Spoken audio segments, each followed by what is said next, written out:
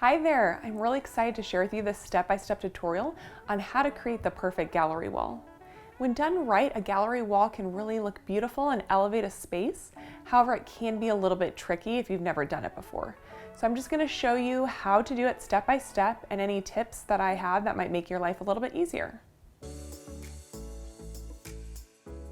Before you even start, you want to decide what aesthetic you're going for. I really like the scattered mixed media and frame look. However, you can decide to go the opposite direction and do all the same size and color frames, all black and white photographs, or only cool printed band posters. It doesn't really matter. But it would be ideal either to have everything be the same or go the direction that I went and have everything be a little bit different. Make sure to measure out your wall to see how much space you have, and that way you'll know how much artwork you need. Make sure to account for the space that you probably wouldn't have photos in. For example, the very top of the ceiling, or maybe right next to a piece of furniture. Now, depending on which route you go, this next step could be different. It will be different depending on if you already have your pictures and frames or if you need to get them to fit the space. I didn't have my pictures and frames yet, so I decided to order all of them off of Minted because I liked the idea of just having one space where I could get everything. It made my life a lot easier. Because I was picking out artwork that I liked from Minted, there were certain sizes the prints could be. You could make them larger or smaller, but they had set dimensions. Because of that, I just decided to pick my favorite images and then I would make a mock-up on a piece of paper. So I'd take the measurements of my wall and draw it out on a piece of letter-sized paper. Then I would cut out the different sizes of the artwork I liked so I could arrange them and see what I liked best. If you're tech savvy, you can even go the extra mile to copy the images and paste them into something like InDesign or even Word, and then lay them out to make sure you have an even distribution of color, frames, etc., and you like the layout. Now all that needs to be done is to order the prints.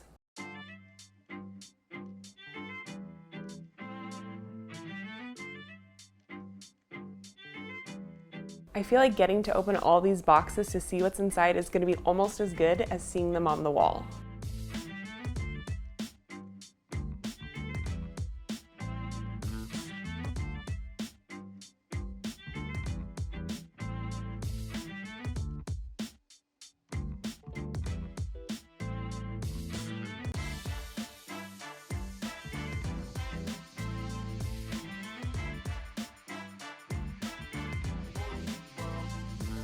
I just love how there's a description of the artwork enclosed with it.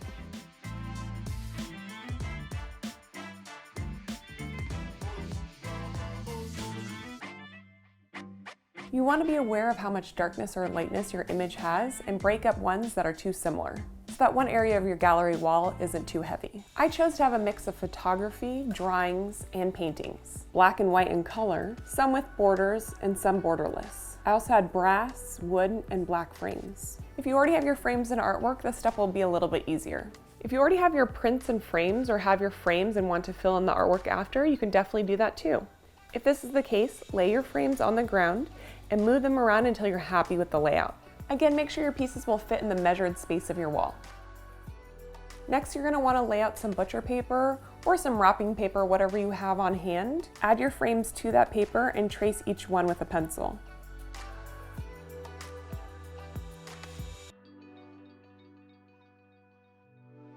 Then cut out the paper and continue that with all of your frames.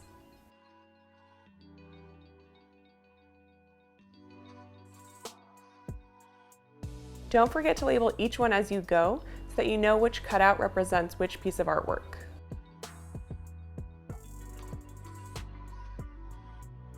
You can either use nails or those sticky strips like the command strips if you don't want to put nails in your wall. If you decide to go with nails, you're going to want to measure out the nail latch or wire that is on the back of your picture frame, and using the same measurements, add a dot on your butcher paper to indicate to yourself where to hammer in the nail.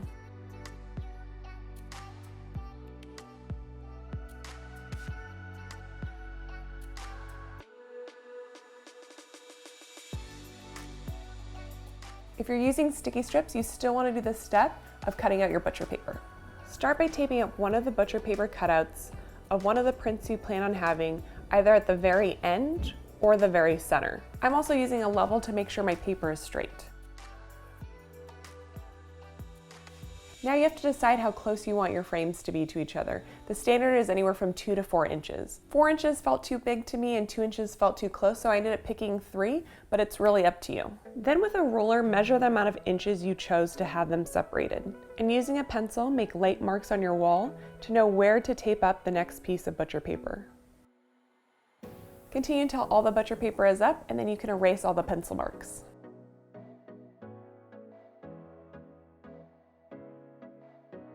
This is a great final step before you hang up all your artwork, just to make sure there aren't any mistakes that you might have missed. And the final step is to hang your artwork. So if you're using nails like I did, then you can add your nails in directly where you had previously measured. You can do this directly into the paper and then tear the paper off, leaving the nail in the wall. Or if you're using sticky strips, remove the top corner of the butcher paper, keeping the bottom taped to the wall. Then line up the bottom of your frame with the butcher paper and secure the top of your frame to the wall. Then remove the bottom corners of the butcher paper and adhere the rest of your frame to the wall.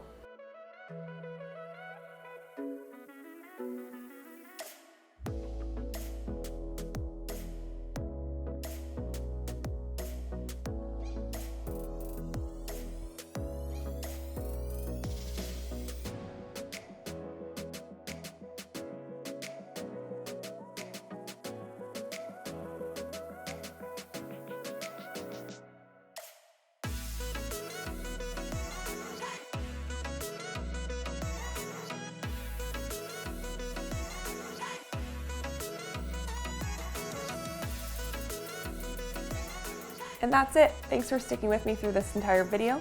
Please make sure to give it a thumbs up if you liked it and subscribe if you haven't already.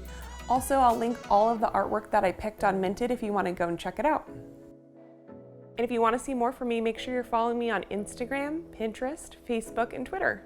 Bye.